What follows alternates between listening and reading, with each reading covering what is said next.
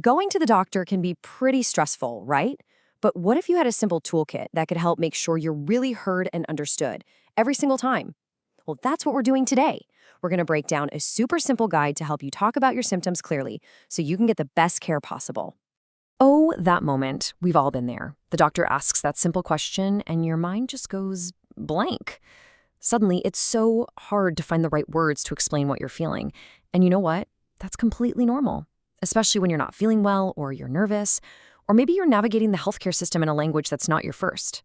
But what if there was a simple framework to help you through it? So, the tools we're going to cover come from a great resource, the Health Fluency Project. Their whole mission is to make health information clear and accessible for everyone. It's all about giving you the power to speak up for your own health. Now, finding the right words, it's so much more than just being polite. It's really the first most important step in your whole healthcare journey. You can think of it this way. Your description of what's going on is the biggest clue your doctor has to figure out what's wrong and, of course, how to help you. And I really want you to remember this. Nobody knows your body better than you do.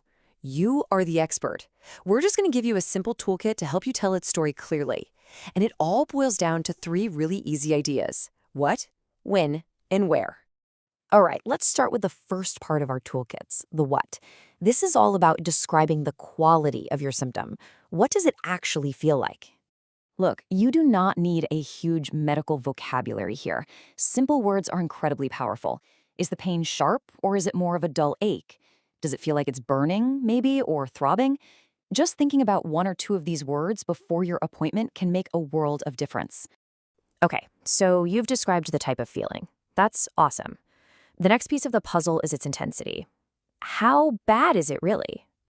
Luckily, there's a really simple tool for this that works no matter what language you speak, a number scale. Doctors almost always use a scale from 0 to 10. It's super simple. 0 means you feel absolutely no pain at all. And 10? Well, 10 is the worst pain you could possibly imagine. So being able to say, my headache is a 7 today, but yesterday it was a 4, gives your doctor a ton of information in just a few seconds. Great, so we've covered the what. Now let's move on to the second part of our toolkit, the when. This is all about adding context to your story. It's about the timing and the patterns of your symptoms. I want you to think like a detective for a second.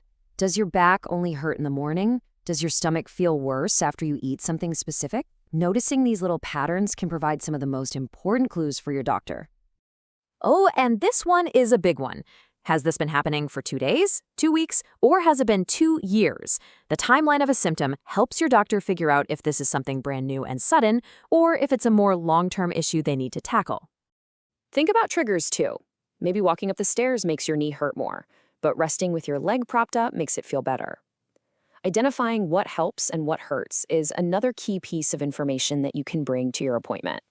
And finally, as part of the when, make sure to tell your doctor what you've already tried. Did you take an over-the-counter painkiller? Did it help at all? That little detail can save so much time, and it helps them figure out the best next step for you. Okay, so we've covered what and when. Let's wrap up our toolkit with the final piece, the where. Now, this one might seem obvious, but getting really specific about the location is incredibly important. So instead of just saying, my stomach hurts, try to pinpoint it. Is it high up, near your ribs, or is it lower down on the right side? Actually pointing to the exact spot helps your doctor know exactly where to focus. And here's a detail that can be a real game changer for a diagnosis. Does the pain stay put, or does it move? For example, telling your doctor you have a sharp pain that shoots from your lower back down your leg, well, that's a very different story than just saying, my back hurts.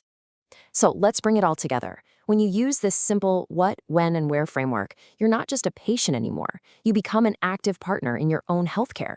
You're giving the essential details that lead to a better diagnosis and ultimately the right treatment for you. And hey, don't just take it from me. This quote from the Health Fluency Project really says it all.